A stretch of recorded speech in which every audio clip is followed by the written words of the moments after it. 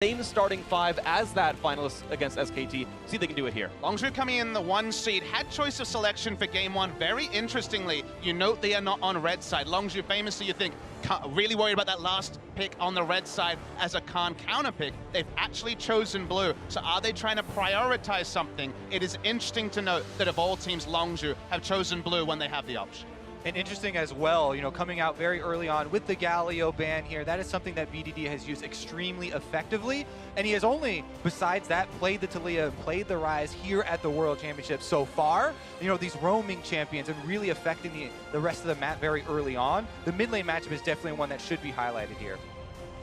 Definitely loves to cut top side with a global, with a semi-global, and help those advantageous pushing matchups for Khan. But there will be last pick for the side of Samsung, and one of those big picks for Khan, of course, the Jace, is actually a first round ban. They don't want to deal with it at all.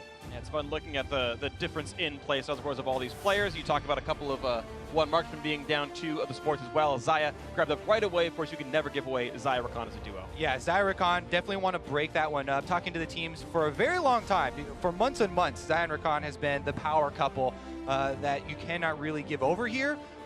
Interesting that we do have some bottom lane focus super early on, because as they highlighted earlier with the AR display, Prey and Gorilla are such a huge part of how Longzhu win, but they're not the big carries of the team that demand a lot of resources like people usually think of when you think of star players. Send all the early ganks there, get them fed and carry. Part of their biggest strength is that they demand almost no early game resources. That definitely means they shoot up the tier list, as you say, because the jungler never goes there, and yet they win, or at worst go even. Speaking of junglers, this is the CC duo. We actually, Rakan and Sejuani, very highly prioritized on the side of Samsung. Note that it was actually taken over the Jarvan that we well know is a flex pick for the side of Longzhu. There are so many synergies with this combination here. Rakan does get to stack those Sejuani passive stacks up as well, and the 2 initiators really work well off of each other. This is very promising, honestly. Hey! No! Longzhu gonna buck the trend. Only Misfits so far since the group stage have opted out of an ardent sense of support. Longzhu saying, you know what, Misfits, Europe, we like what you've done here. Aggro supports it is. Yeah, banning away the Janna, of course, expecting a Lulu answer and taking the Thresh, one of the famous picks for Gorilla. Played this in the grand final of the LCK, won MVP, was a carry performance on the Thresh, and this is already a different draft than we would have imagined. This is very exciting and very heartening. You know, Gorilla always is talking about how he loves being on the front lines. He's a playmaker. Him and Prey are the senior members of this squad, and if they get to have their hands on the crowd control, on the initiation tools, then it removes that split second where you have to have that extra layer of communication about going for engage. Yeah, a disengaged support meta was one of the few things when you're evaluating Longzhu pre-tournament, you're like, wait, Gorilla can't do the initiating. The rookie Cuz has to come in and be an initiator. Maybe that'll hurt them. Certainly didn't in the group stage. They got to 6-0, but it could have been a hiccup in a high-pressure best-of-5. Small note, this is actually only Cuz's second career best-of-5. Khan also to BDD 3. Certainly not best-of-5 experience to speak about for most of Longzhu. All right, let's catch up a little bit on the bans coming through here as Longzhu are targeting the top lane. And remember, when Jarvan is picked early for Longzhu, that has usually been a Khan champion when Khan is in the game. I mean, we're always used to it's like 15-1 Khan versus Cuz playing the champion. Exactly. That's why more of these jungle bans, the Gragas ban here from Samsung did come in, because they're very much assuming that it's going to be a top lane Jarvan. So you'll see a Malzahar, not the first time Crown has played it. It's a blocker pick to Ryze, which has been BDD's go-to mid laner. He has traditionally been playing a lot of Ryze once that's semi-global. If he does go with the Syndra, they already have Rakan, who's one of the best at those immobile threats and shutting them down. There's Sejuani as well. We'll go for Syndra for the laning matchup, but denied roam potential from mid, which is almost always a core tenet of a Longzhu victory. At the very least, we're definitely going to get a new champion for BDD here at World Championship. Syndra is locked in.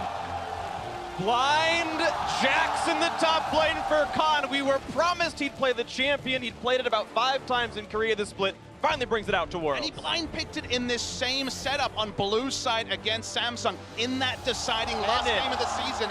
Laning focus here for sure. So he went away from the Chogats, the Maokais. We're going straight for the skill matchups, and Jax blind. Oh boy. What even is the metagame anymore? This is exciting. Ken and Jax top lane, no Ardent Sensor on the blue side. I love Korea. Things get so interesting so quickly here with these last two picks because Kennen with this range matchup against Jax are going to want to try and abuse that earlier. So immediately our eyes are turning towards that the top triangle of the map. And you would think that both bottom lanes will be operating without jungle pressure, which as we said before is where Prey and Gorilla have shined through. Now it's going to be a lot about will Ambition actually be able to step up in that early game? As they talked about on the analyst as he hasn't created much early on, but a Kennen pick into a Jax, you need to. And it's not only about Cuz when you're trying to evaluate the helpers on the side of Longzhu, because we've had a meta where it was disengaged and Khan was kind of caught on Jarvan duty, on more traditional picks outside of the Nasus. You bring in Thresh and suddenly the roam potential is there from Gorilla. You can open up some more of the carry picks. He's going back to that carry pool. This is the Khan we saw in Korea. Let's see if it can be vintage Khan in game 1 of this series. Well, we saw Khan in Korea. We actually saw him drop to a Kuve Kennen game a while ago, back the first time the last of the team. So we'll see what it comes down to on this one. It's going to be all kinds of fun watching both these squads go at the best of 5. I want to see if it's ability power or attack damage Kennen. AP buff, AP build got buffed partway through the summer split. We've seen a fair bit of that in Korea, but not a lot other places. So definitely excited to see what flavor we get from both these teams here in game 1 of this best of 5.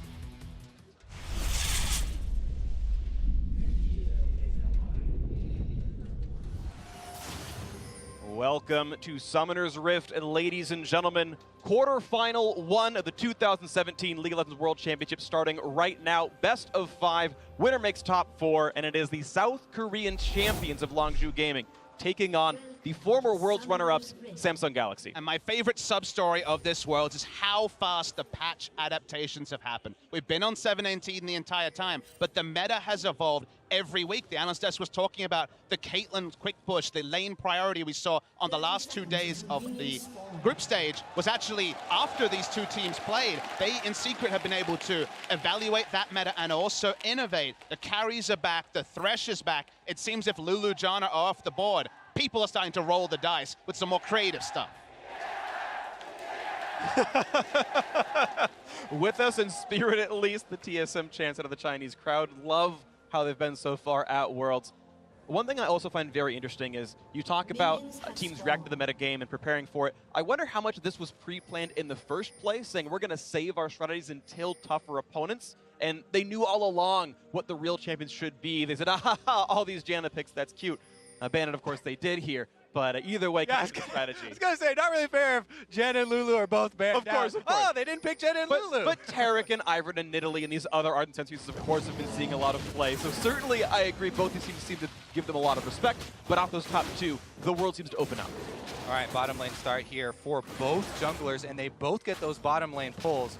So they very well could end up early presence on the top side, the action where we're looking for. The thing about this Kennen pick is, you know, yes, you can go for auto attack, harassment, then drop into a brush to try and drop your minion aggro and try and zone off early. But if Jax does get those ganks early on from a Jarvan, he's well equipped to interrupt Kennen quite frequently. And if you get that early kill, snowballing definitely becomes very, very difficult to deal with later on. It was actually Jax versus Nara in that final matchup. It's kind of a similar matchup, really, if you think about it. Early ganks, level 3. It's actually level 2 coming through from Cuz here. As you can see, totally suspected here from Samsung with the early ward. They see Cuz make his visit over, and Ambition should know that he's coming through to the jungle to look for him as well. That's why he's pulling the Raptors back into a very safe territory over here. And even with the machete start, he is going for the small Raptors. A lot of punishment coming through from Cuz as well. Gets him down to 200 HP. Ambition's got to be a bit careful, but no cooldowns available means he can't chase any farther. No kill to be had. Takes away about half the Raptor camp. And this is Longzhu. What I noticed the most looking over their VODs is they play around priority the best of any team at this tournament. You know that if they have a pushing mid lane and a pushing top lane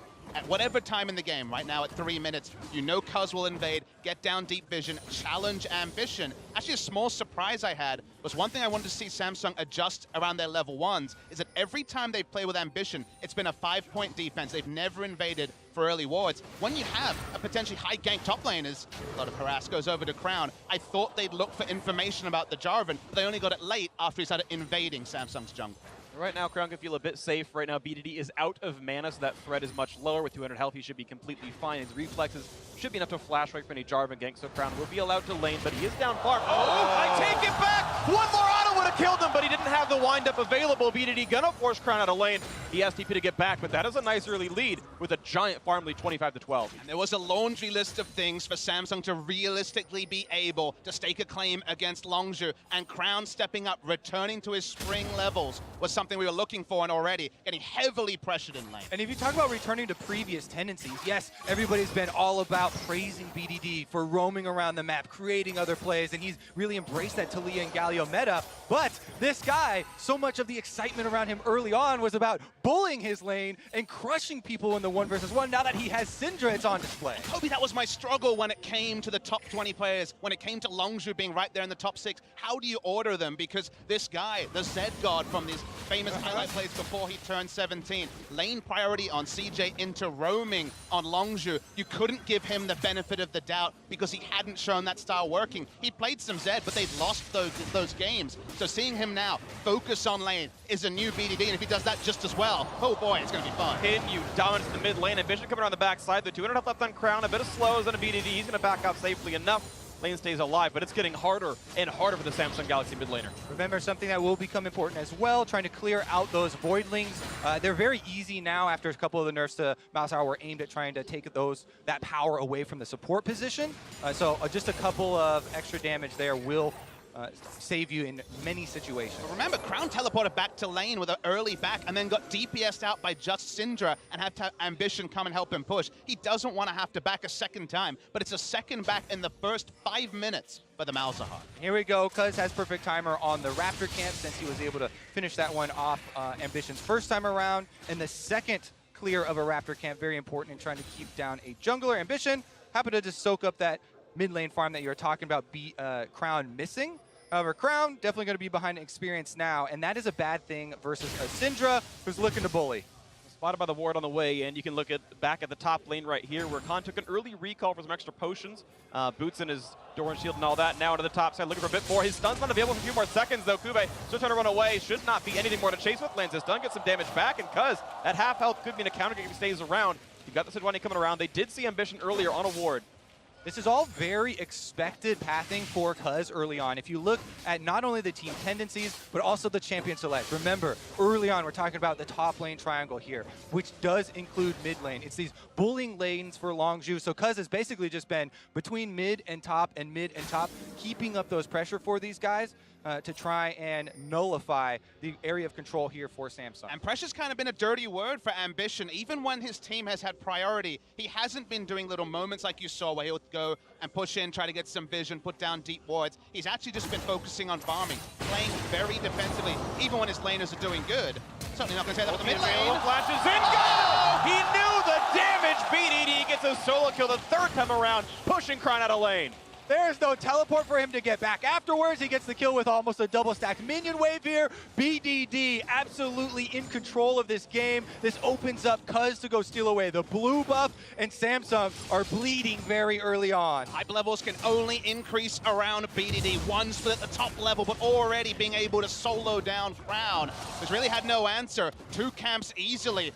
Sejuani, she has to be second to rotate. She has to take her time. No mid laner to help her out, and her bot lane under turret for almost the entirety of the laning phase. And we talked so much about Samsung trying to struggle through the early game here and how that would be important in their winning in this series. But there's an Infernal Drake as well, and that is now going to be in Longzhu control because of this play right here.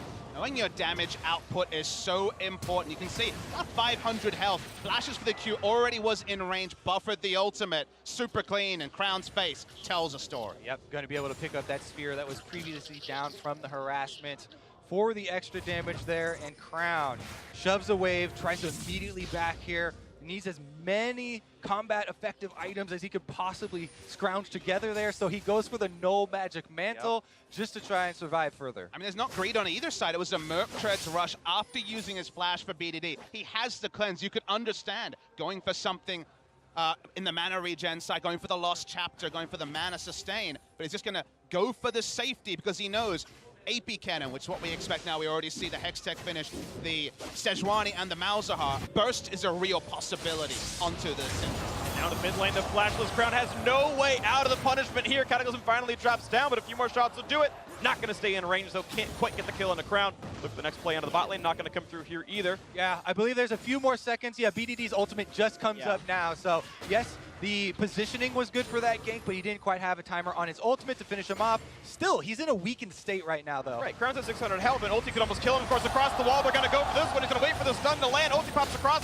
Not enough to kill. Cleanse Blade, the second stun comes in, and that's going to be BDD. Falling Ambition was waiting for the play, and the first time of Worlds 2017, Ambition does anything pre-15, he gets an assist for Crown. And if you're going to compliment the young prodigy mid laner on the good moments, also have to call out the double turret shot. Unnecessary. First thought was to go back aggressive, get the trade kill. Wasn't able to get that, and cleaned up by Ambition. Yeah, definitely BDD overextending there, and it was a bit too good to be true for him. You have to respect at least the comeback potential there of all the crowd control. You mentioned, yes, all the magic damage on Samsung, and that's one reason for the Merc Treads early.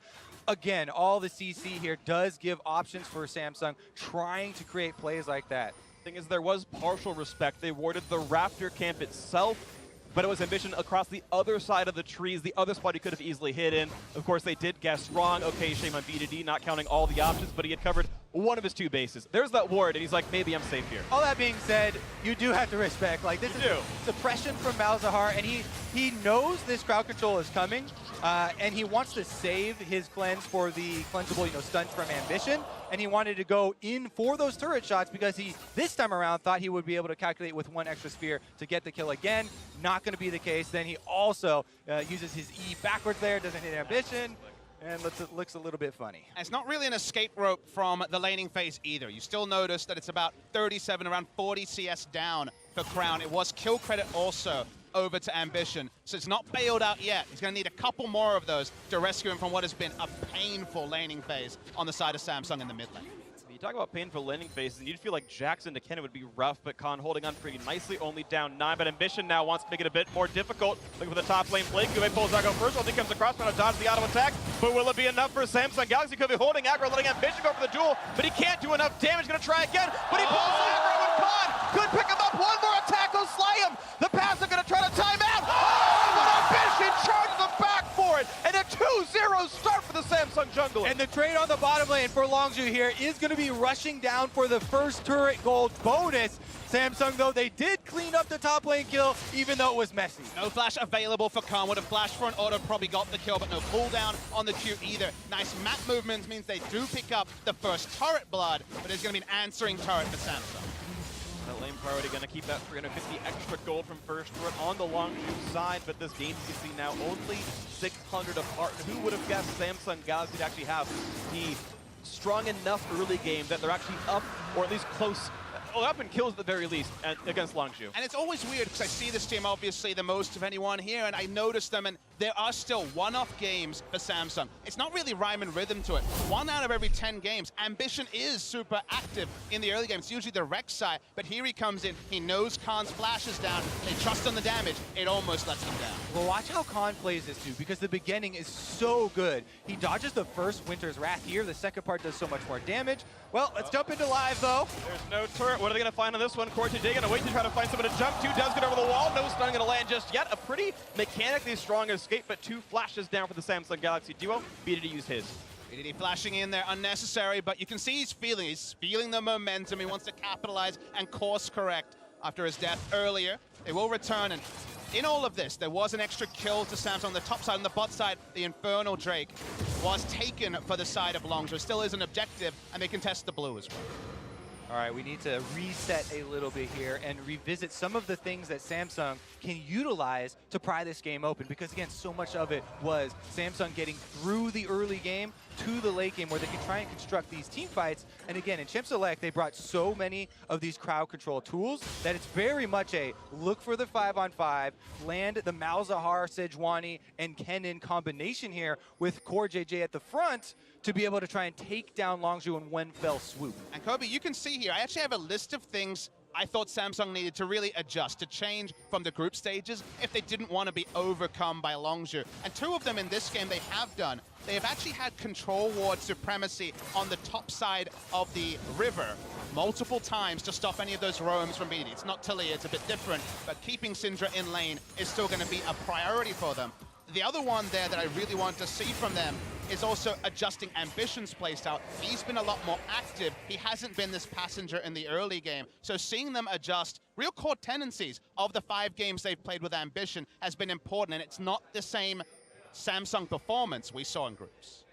And we'll see if this performance can continue for Samsung Galaxy, holding close to Longzhu and a team that wants to get into the late game. And you look at their team fight powers, and it all feels a bit Samsung favored. AP Kennen feels like he's going to do better in a 5-on-5 than a Jax. Malzahar with the suppression, I think likely to be in a similar boat here. So Longzhu hoping they can get some leads through Con and make that split push work. So far, it's not been the case. That Jax has lost his turret as of about 3 minutes ago. At some point, he might come online, but so far not the case. And because there is so much AoE magic damage here on the Samsung side, that's why we're seeing all these Merc Treads come through. They want the magic resist, they want the tenacity to try and be able to function in those scenarios. As you mentioned, Jax, especially early on, does not want any part of a 5-on-5. I mean, there's so much splash damage flying around that even the Kennen ultimate really negates a lot of the effectiveness there. So that's why Longzhu are trying to keep Khan off on his own, and the other 4-man squad are trying to create these plays. We keep seeing bottom, they took the turret and dragon control, and they're trying to get more advantages in this area. It's actually very good for Longzhu. That the next Drake is also an Infernal Drake, because they do want to retain control of this area and try and snowball there. And a small point about the itemization changes we see is Ambition considering initiating. That was a bit of a missed one there. It was ambitious. That was a bit on the nose. I know. But what you do notice, remember, Sightstone completed early for Longzhu. Sightstone time has been way delayed in this meta when the people are rushing for the Ardent Sensor. So vision advantage around bot side always going to be there when you have access to more wards and Thresh can look for the plays.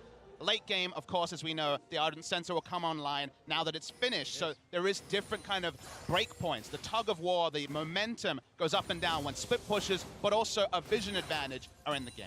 And you talk about the tug of war and the Ardent Sensor. Mathematically, Ardent Sensor is most valuable when it's first purchased. Champions don't have a lot of other stats. That 25 on hit damage means a lot more. This is like the largest power spike the Core GJ will probably have all game, in the sense that now Ruler can do a whole bunch of damage and heals more than he ever would some other time. As time goes on, the actual value of this item will actually fall a bit, and Frey can keep up. And it also means that Samsung can change trading patterns in the 2v2, because they get that massive sustained increase with the on-hit lifesteal. You can walk up, take what looks like an even, or maybe even a trade that's going the way of Longzhu, instantly lifesteal up to full, and then you control the wave with a health advantage. Yeah, it's very easy to sing the praises of Ardent Sensor, boys, Yeah, but let's talk about the Thresh pick and the good things that you can get with this pick. Because How much lifesteal does it give you? It's not all about He has a shield.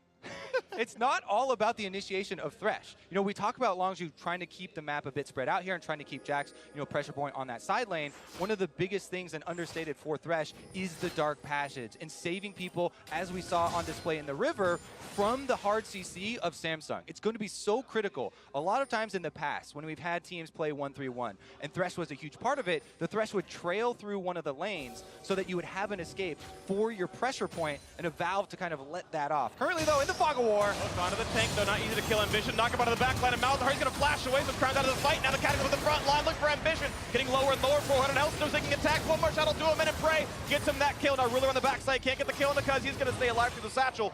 And now looking for one more chase in. The Blasco going to get him a bit to safety. Samsung Galaxy going to disengage. And Gube in the 1v3 finds the kill on a Prey. Does he have 4 teammates around the hook to buy some time? One more shot, I'll do him in. Khan gets it. Gorilla knocked back to safety. Now Core JJ also cutting back against the shield, but Khan is on the chase. As soon as he gets the leap strike up, he gets himself the double kill. Now the push on for Ruler, flashing the stun. Gets himself another 2-2 into this one. Over the wall goes Khan, staying alive. Longzhu, I make that actually 3 kills to do. Now Khan on the backside with Ruler around him, but Crown ulti down, going to keep him alive, and that was quite the fight. A really extended fight there. It was initiated by Longzhu. You were talking there, Kobe, about what the Thresh brings. It's also, hey, they've got a vision advantage with the Sightstone. They clear out some wards. Where's the Thresh at? Usually that's going to be pressure on Crown, but even in the grouping phase, they got the fight they wanted. They got the advantage, even though you'd think AP Cannon this early would rip through the team of Longzhu.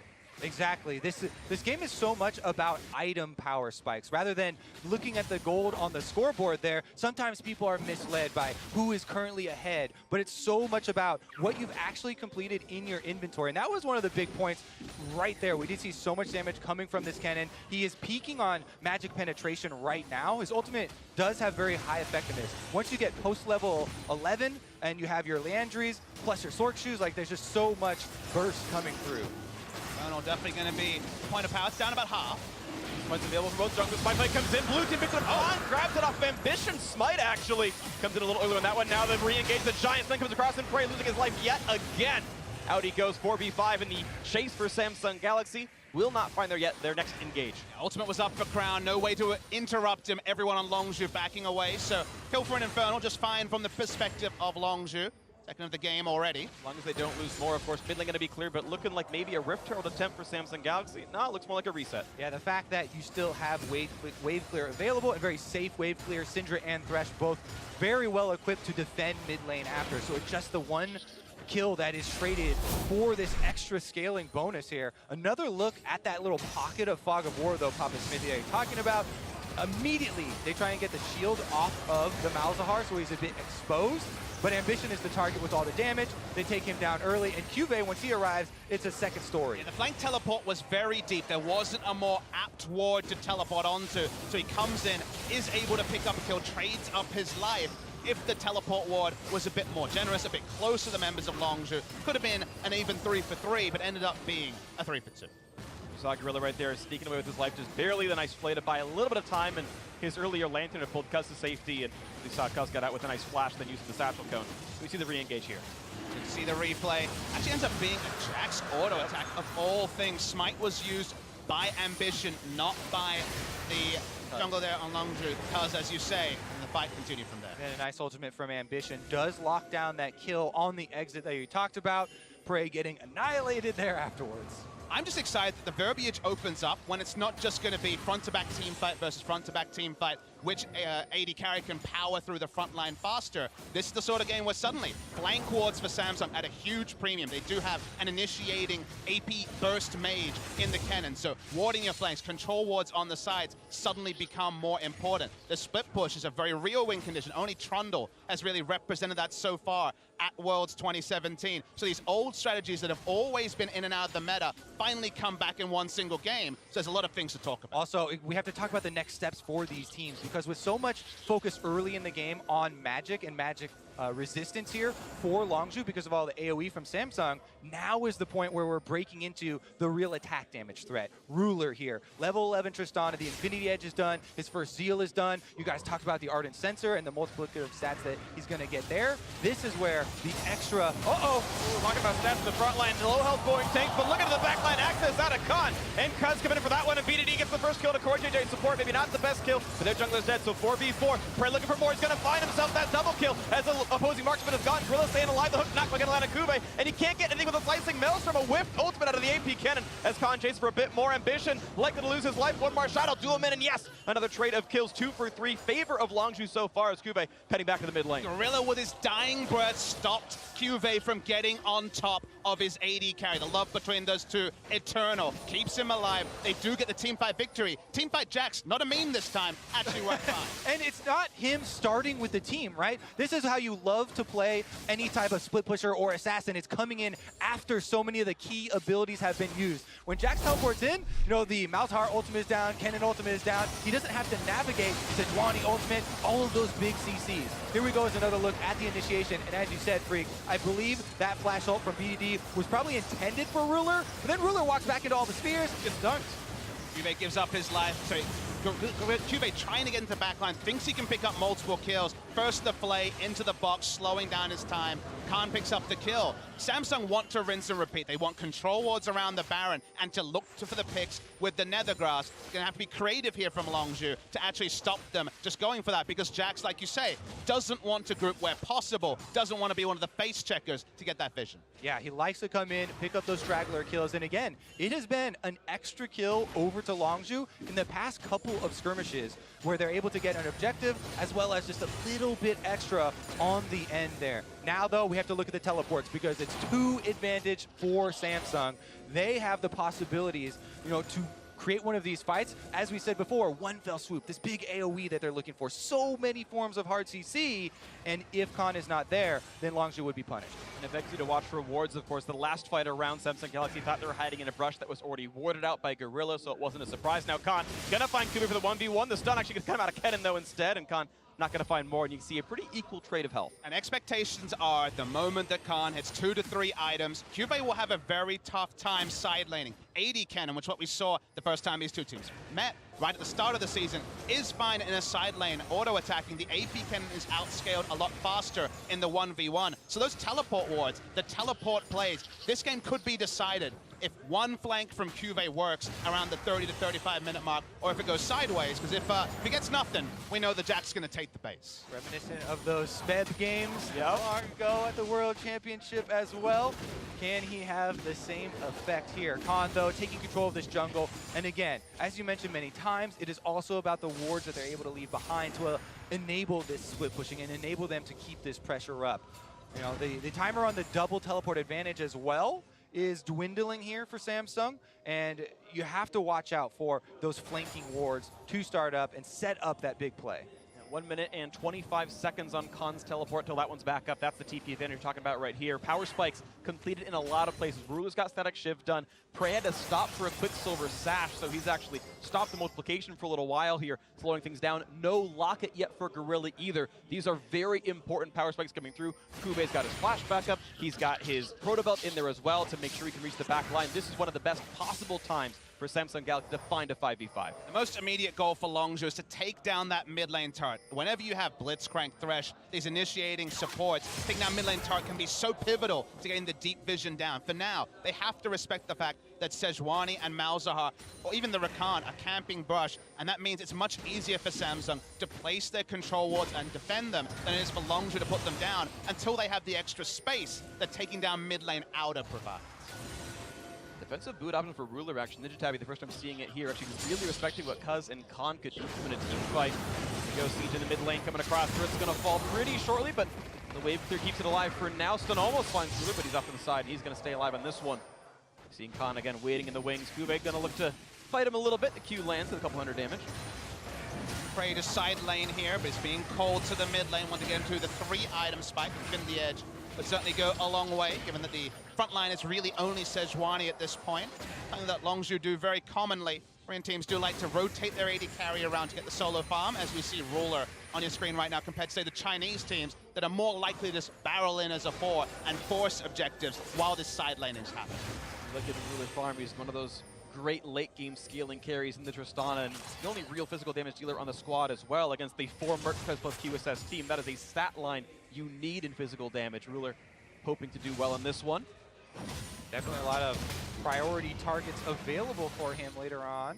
Let's see if they're able to retain control around this Baron pit, though. Samsung spent a lot of their resources clearing out this vision and trying to create some extra pressure for themselves. Now, Cuvée talked about how dangerous it is for him in 1v1 scenario. The turret even not going to offer that much protection. Has to be a little bit careful there, as Khan got it all the way down to 50% already. I want to call attention to the second item finished by Jax. It is not a Play the Ruin King. Gorilla hits Mallet. a hook through there. It is not something like a Tiamat that you might see for pushing. As big. Double ult's coming across, plenty of damage. There's suppression as well. Flash still dies the explosive charges. Ruler gets himself that kill. There's the damage at work right there. No jungler means Baron could be an opportunity. That's definitely a huge pick for Samsung, and they still have ults left. Goes on Gorilla, box into the device. Sometimes he's going to pull in a mission as well, but is there enough re-engage? That is the tank on the squad, and there's no ulti put out of BDD because that would not be a useful target. They're going to pull the teleport out of Khan. And he home guards up to the mid lane. Cuvée still holds on to the Kennen ultimate as well. Again, there's so many forms of engage from Samsung. They get a pick with a couple of them and burn through most of them. They still have that giant threat, though, and all importantly, they were able to, again, get the teleport cooldown out of Khan. Flash engage, almost finds Gorilla, gets himself out as well. A triple stun out of BDD keeps the rest of the team safe. Samsung holds all the cards. They don't have an answering teleport, so Khan is kind of milling around mid lane, doesn't want to go bot lane. They have Cuvée ready whenever possible. Re-engage is available with all the CC on the side of Samsung. Longzhu are in crisis mode until they can reset the summoner spell advantages that Samsung hold. This is very important gold, too, because we talked earlier about those completion points with the items. Two big spikes here as well. Could very well be Void Stabs coming in for Crown, for Cuvée, which would go through a lot of this early stacked magic resist that Longzhu focused on. We'll see, of course, you're seeing Khan continue to build more defensive items. Frozen Mallet into a Hex Drinker means he's still not going to have any armor for a turret dive, and he doesn't have quite the same dueling tools he would have otherwise. He's building tanky. There's no wave clear as well for split push duty. It's looking like he's going to try to team fight and withstand all the magic damage in the fight. We'll see if it comes through, though. I think a lot of the viewers at home will say, okay, so how do Longzhu stop this Baron reset into pickup? What do they do to actually get ahead? A lot of that was around going Frozen Mallet second as Khan, having teleport up and Jax, and requiring multiple members to come bot lane. You can solo kill Cuvée with enough time along enough lane when you go Frozen Mallet, and it's when those extra members leave that Longzhu can actually get that vice grip on the Baron that right now, with teleport down, is actually impossible to get. And I actually like this response from Khan with his teleport down. Never mind. Khan on the front line, looking to get the kill on the Gorilla. Not just yet, though, staying alive for a bit more. Kugan this side is going to lot out of this one. And he's going to go for the re-engage, but Khan now might be running out of health. 400 health on him, down to 800 now as well. The Hextrigger pop still barely stays alive, but one kill comes through as it knocks down Ambition. The tank stats were enough. Khan made the right choice, survived the ultimates as one kill came through for Longzhu. I was just about to say, I like the reaction from Khan. It's a very small gold investment to pick up a Hex Drinker this late in, but it provides so much. Crowd's going to die for that one. Nice pickup by BDD, knocking him down, but the trade kill comes in with the Proto Belt. Not going to quite get that hook, though. And Rulu tried to predict that one, but the kill going to come through the hook. The jump on in, he's going to knock down Prey. Yes, he does. The double kill actually comes out of Cuvée. Advantage Samsung Galaxy. Big disconnect from the members of Longzhu. BDD flashes in when his Jax is back in base, when Prey is out of position. Nothing he could do there. They lose the mid lane turret. Longzhu out of sync for the first time at World. Yeah, BDD had so much success early on in the lane phase, bullying Crown, bullying this Malzahar, that he has since made some very aggressive mistakes that have cost the team. This one a bit more costly as the mid turret goes down. The last line of outer defense from Longzhu that was left standing, and it gives Samsung time to push out the waves, to place down their vision around Baron yet again. And it was one of those unforced errors. Sure, he got a nice chunk off, but he didn't need to flash. He didn't need to look for an aggressive kill, and it's lost them more than just a turret. The Baron start, and no one from Longzhu really seems the wiser. In fact, Cuz is recalling 2 screens away. There is no contest for this one. Samsung Galaxy turned the fight win into a 30-minute Baron, and they've now got a sizable grip on this game. So incredibly costly. Take another look at the beginning of this team fight, though, because this was Ambition starting it off again. They see the hook miss, immediately engage onto Gorilla.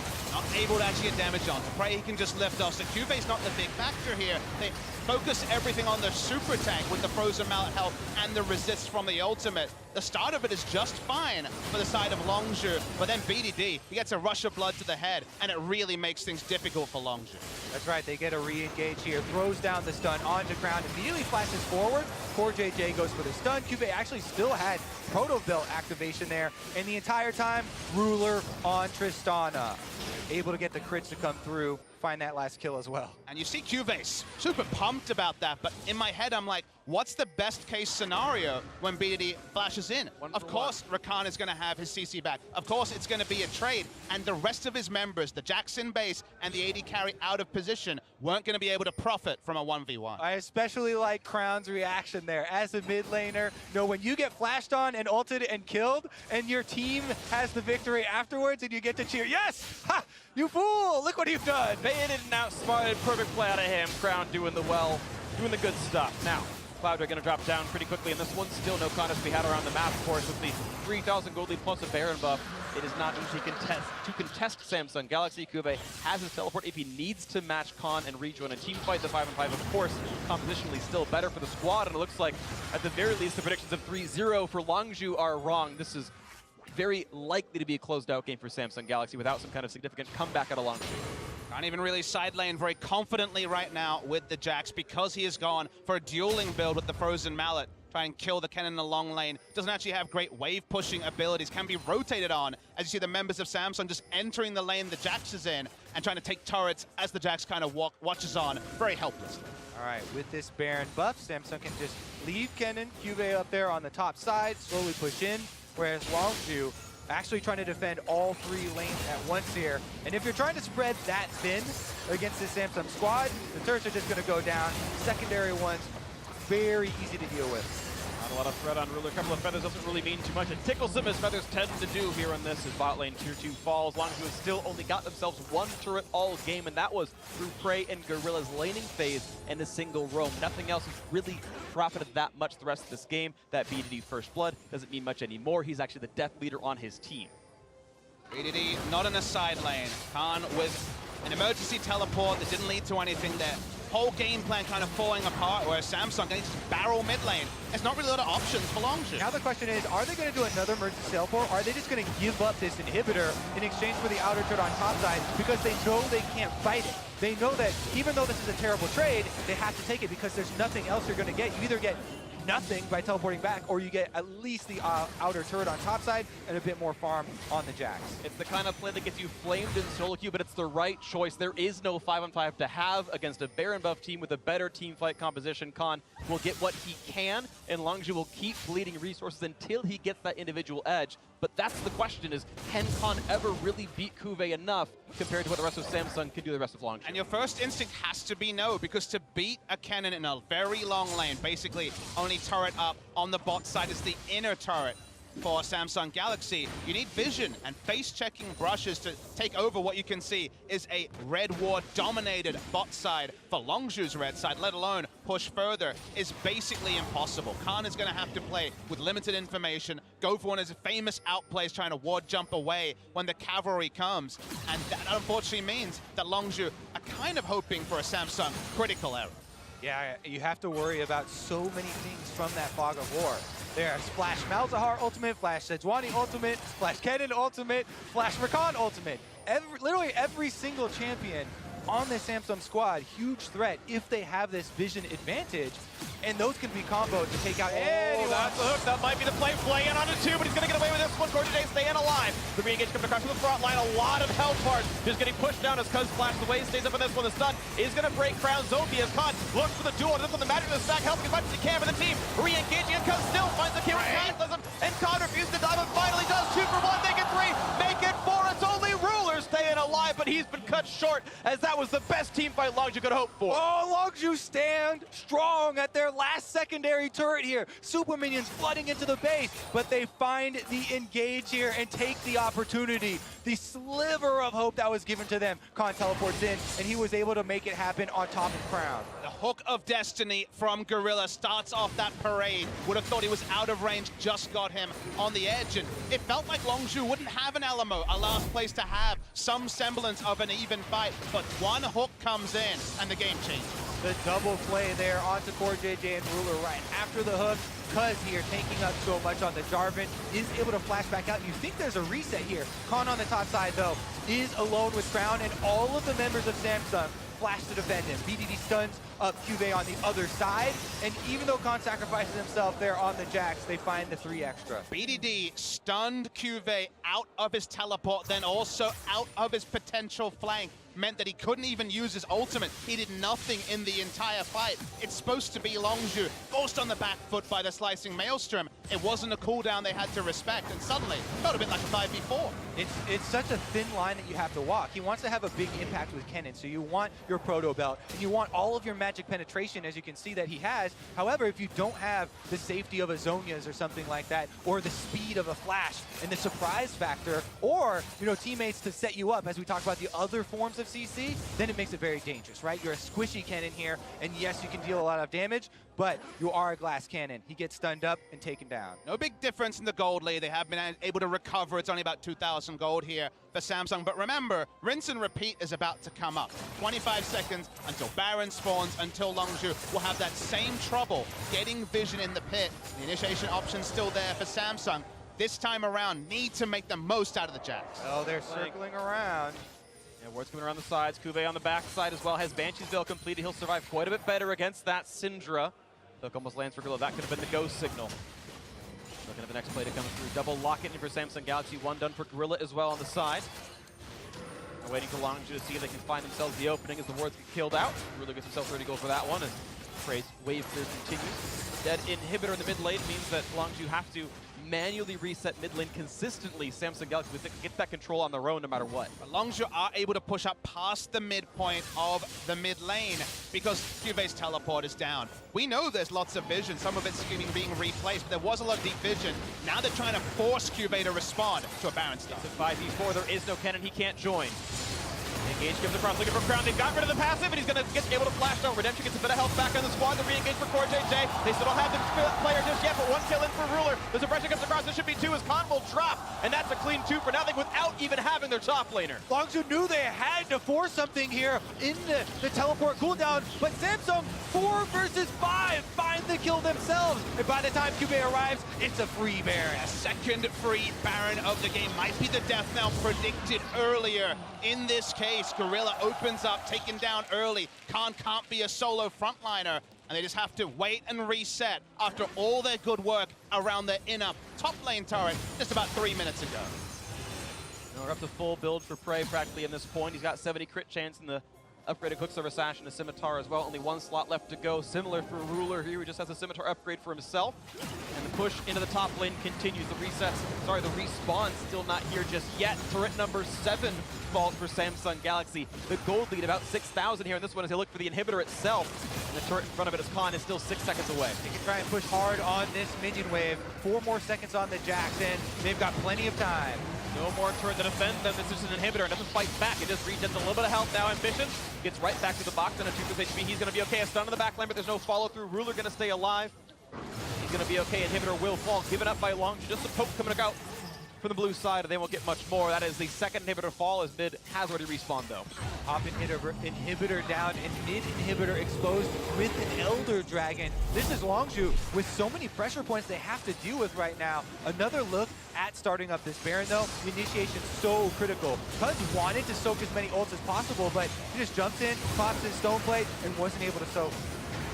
JJ able to get the re-initiation. Khan caught on the backside, even though Crown was sitting in vision at the time, took him down.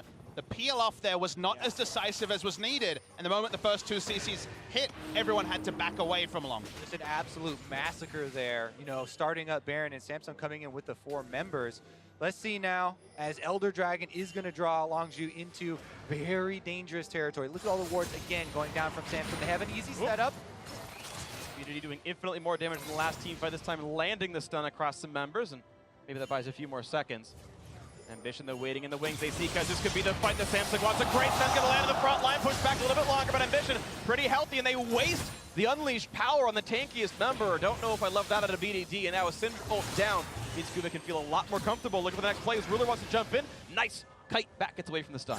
A Warbox on Ambition, maybe trying to DPS him low enough to not be a front line, but as we can see, did not find any real value. Like you say, Khan looking for a flank, but an initiation sounds like it's just not going to benefit Longzhu in the slightest. The long-range skill shots come out. A hook from Gorilla, but it attacks the cast. The stun from BDD this time going to hit again, but won't find much more. No follow-through route from Prey just yet. The hook coming out, that one's going to miss as well. Mid inhibitor going to fall. Baron still on for a minute, and 2 inhibitors are down. Pressure mounting here against Longzhu. They still have Baron buff on Samsung's side. 2 lines of super minions heading in. And the Baron empowered double cannon wave, they can just sit here and slowly wear away at the rest of Longzhu's base. 30 seconds on Baron buff means this and maybe 1 more wave for the push. Almost lands up on a Core JJ. Not quite a root on Ambition, but again, it's tanky. Stun's going to land in the front line. Break it with the Quicksilver Sash, and that's some of the big cooldowns missing. Into the front line goes Cuz with the Cataclysm, but now he is alone and a bit isolated. The turret's gone, and he's been shut down. Ambition getting himself that kill as the turret's already fallen. Now the inhibitor to stay alive, but 5v4 with minions inside the base is almost certainly the game-closing fight. No big ults left for Samsung. They saw Prey zoned from damage because Kube still has flash ultimate up. Big stun. Kube is not going to quite haul a heal for good measure. Wouldn't have died anyway, but still, the team able to actually walk back with this one. They don't want to quite risk a comeback fight. Triple inhibitor down, though, is almost a certainty at this point, though. Yeah, this is going to be a very brief respite for Longzhu. Elder Dragon should be cleaned up here by Samsung. They can go back and purchase with all of the extra gold they just got off of those victories and return to deliver that definitive blow to the Nexus. The surreal thing about this game, guys, is that, again, we remember, Longzhu chose blue side. Still, they went for a 4-1 strategy. Still, it was about setting up Jax, usually a counter pick as the final pick on red. But blinding is greedy. They blinded the Jax, maybe surprised that Cuvée went away from his meta champion pool and took the cannon. Gonna watch the replay first, but a lot of things a little bit off here for Longzhu. The initiation on point from Samsung. Or JJ gets 3 of them with the combo there, and then Cuz tries to answer. Jarvan's goal there is to jump in and pop your stone plate before all the ults hit you, then hope that they use the ults on you afterwards. But Samsung not using them too frequently and are able to just focus him down and still have the pressure. Just to finish the point on the draft, to me, the only reason to choose blue side is to kind of invite Samsung to choose their bot lane and get value out of the Thresh, get information, go for the Thresh, go for the proactive mid game. They missed their mid game window through some big mistakes, most notably from BDD. This was not the texture of the game that the Thresh was selected for. Longzhu protecting their base, just the dregs of the base. Frey at half HP for just a couple of skill shots, or auto attacks hitting him now into the mid lane. They go a nice double stun, but no follow through. You have to expect those are the kind of openings that come so rarely for Longzhu. They don't pull trigger in this one now. Khan looking at the 1v1 against Ambition as the Frost Armor drops, goes back to the duel, lands the stun, but doesn't do anything against that tank. He gets stunned up and just buys a bit of time. You can see Frey can do some damage. He's full build right now, 100% crit chance, but is it going to be enough? As the Siege now pushes into the mid lane, 5v5. Looking to knock things down, they pull an Ambition, they find the Sun, and because here comes the charm, the jump in, the recombo. Doesn't quite get anything yet, but the turn's gonna fall. Ambition low, but still tanky enough to stay alive. Redemption buys a bit of time. Gorilla though below 1k HP as the push continues. Cuvée, free time on the side, a few more shots will knock down the last turret, and there is only the Nexus left to knock down. As Stunner really gets away, the lock-in device time as well. And Prey can't quite get the dodge away from Cuz. 1 kill picks up, now making 2. Cuz gonna fall, makes it 3 and 4. All 5 gonna drop as Prey is just trying to make it happen. He can't do it. That's gonna be game 1 going to Samsung Galaxy. What an opener! Samsung strike first here, gaining the advantage in this best-of-5 series. Both teams rolling the dice with new strategies, a new take on the meta. Samsung was more standard. They left the last pick for Cuvée. We said needs to step up, needs to contain Khan. A pretty big pass mark to him there, was able to do that. The Thresh pick that looked good at the start was quickly no longer a boon for Longzhu, and Samsung Galaxy just kind of powered through the game. Cuvée, one of the guys we set up, no hesitation in immediately answering here with this Kennen pick. The team fight focus, full AP coming in and bringing together the rest of the team. Samsung, though, they still ran into areas of discomfort, right? They had to make some good initiations and some good choices here. Ambition, he missed a lot of Sejuani ults, but he also nailed a bunch of them as well, critically. Yeah, really big deals out of that one. So a great first win for Samsung Galaxy. Of course, 2 more to go for them, but now to get their thoughts on that game 1 win, let's pass it down to Dash and our analysts. Thank you very much. Freak out the gate with the win here for Samsung Galaxy. And immediately I notice Janna's out. Lulu's out. Say goodbye to that group stage meta. They're hitting the ban table, and instead we get the Thresh versus Rakan. We get the Syndra versus Malzahar. What are you guys feeling? Split pushers in the top lane. What are you guys feeling about this? I mean, we've seen the Janna Lulu bans before, and then teams were just trading like Karma for Taric or Rakan for Karma or Taric. But the Thresh is something Misfits have tried to do already. We saw G2 in the first week with the Alistar as well, trying to see if, okay, can we counter in lane something like a Rakan and see if we can shut him down. And they did actually win the bot lane by like 10 CS and took a tower, but it wasn't enough to really make the Thresh pick valuable. Well, and I'd even say, to me, this game was so much less about the draft than it was about the execution, despite the fact that the draft was very interesting and pretty complex. When you talk about a lot of the weaknesses that we saw from Samsung in groups, Ambition nowhere. Well, he had 2 kills pre-10 minutes in this game when he had never gotten a kill or an assist pre-15. We talk about the fact, that Longzhu had been this incredible execution-based team. They're so fast to make decisions, and it almost always feels like it's the right one. And there was a number of times where it felt like Longzhu was either nervous or perhaps underestimating their opponents, and I felt like they threw away what was a very winnable game based on execution. And you talk about execution, and you have to remember this team has actually only played 1 best-of-5 in their entire creation, or for this roster in particular. When they played against SKT, they had 3 matches to watch what SKT was doing. They could feel comfortable. They could sit at the top of the ladder and just wait for them to play. Here, they had 3 days to prepare against Samsung. There is way less time, so your nerves, your execution is going to be off, whereas Samsung,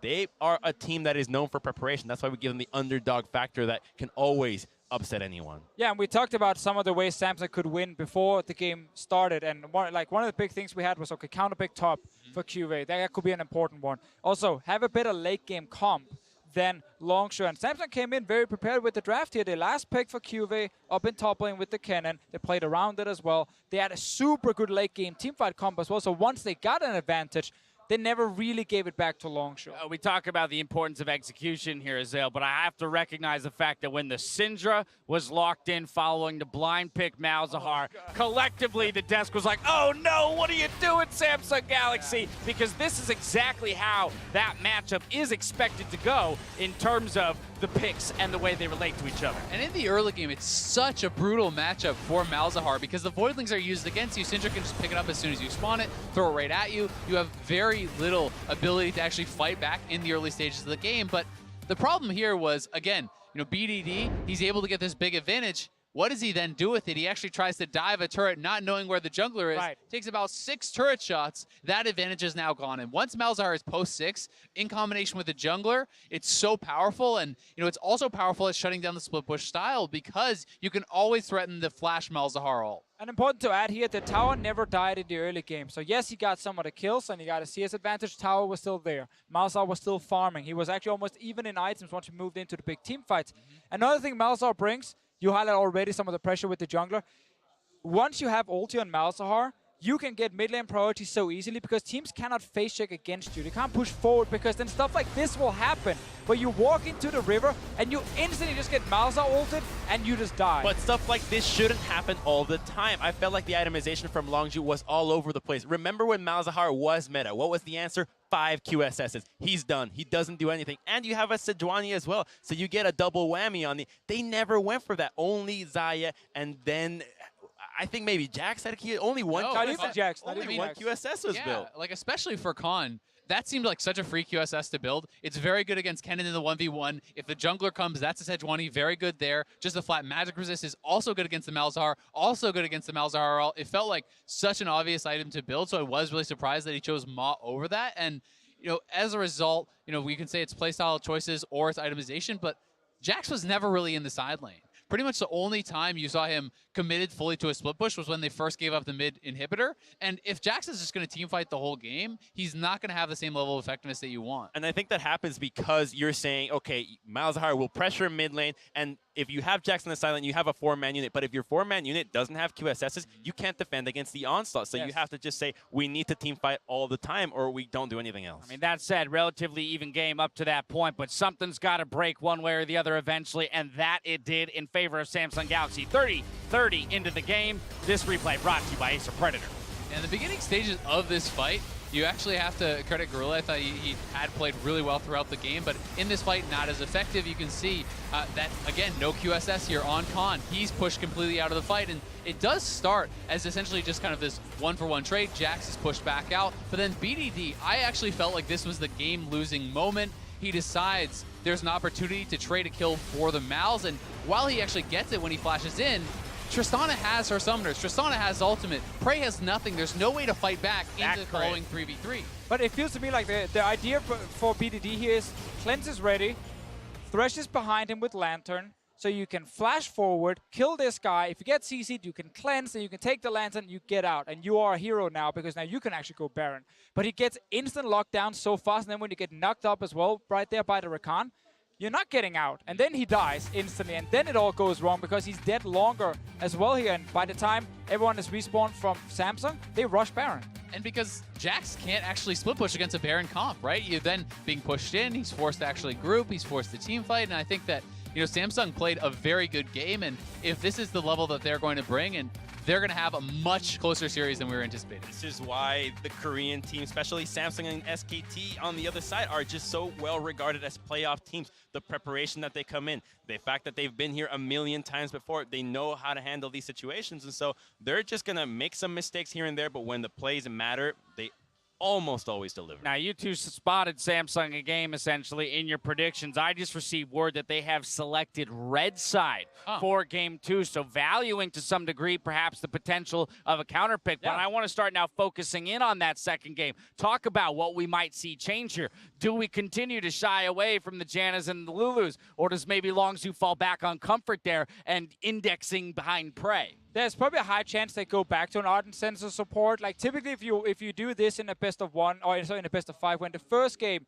you take the gamble, you pick the Thresh, go against the Arden meta and say, let's see if Prey and Gorilla can take over the bot lane and snowball. If that works, you do it again for game 2. If it doesn't work, teams tend to just say, okay, we tried it, let's go back to Arden Sensor meta instead. I also think Malzahar ban in the second phase might come in because they clearly did not feel comfortable playing against it in this game. Final point. It'll be interesting because I'm kind of the other opinion where I feel like Longzhu should have confidence in their draft because to me it was the execution that fall flat. You know, the bot lane But that's play, again where they can get concerned. Yeah, it's fair. You know, Ruler for the first time I felt was making mistakes in team fights. I felt BDD did as well, and I feel like they should have the confidence in their play to be able to play a draft. The like good this. news is it's a best of 5, right? So you can wipe that one out of your minds and move on to the next 3. Up next, we'll see if Longzhu can pick up a win of their own versus Samsung Galaxy.